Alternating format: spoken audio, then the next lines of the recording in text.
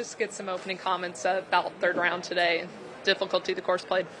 Probably sounds like every other guy coming up here. It was a grind out there. The place was playing super, super difficult. The wind was whipping, and it was changing directions. And when you have to be as precise as you have to be on this golf course, the little wind changes make a huge difference. And so it was a grind. And like I've told a few people, if you have told me I wasn't going to shoot over par and I didn't have to play, I would have taken it and not touched the club today.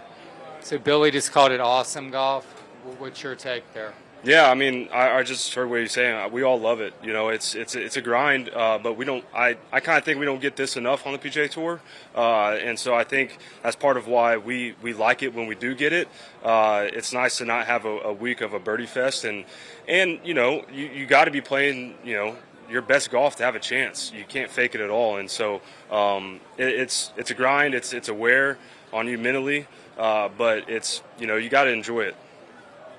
What's the significance of that, doing it here on Arnold's course, having that type of ground on the course that he designed specifically for that? Yeah, so where I play back home, Oak Tree National, the head pro, the GM of the place, Tom Jones is his name. He played on the PGA Tour back in Arnie's day, and he's a little younger than Arnie, but I think he was on the tour like late 70s, and we were talking about this golf course last week, and he goes, "Hey, can you imagine hitting driver into 17?" And I was like, "No." And he goes, "Because we had to do that sometimes whenever the wind would get whipping." He goes, "Everyone was so frustrated with Arnie at the time how he built the course because the par threes were brutal, and he was, you know, one of the best long iron players to ever live, right?" And so Tom was like, everyone would come in and be like, "Arnie, would you give us a break on the par threes here?" So no, it's special. You know, I mean, obviously he's synonymous with golf, so it's a special place to be able to, you know, be in contention. You know, that cliche U.S. Open conditions, you hear it said quite a bit, but does it apply?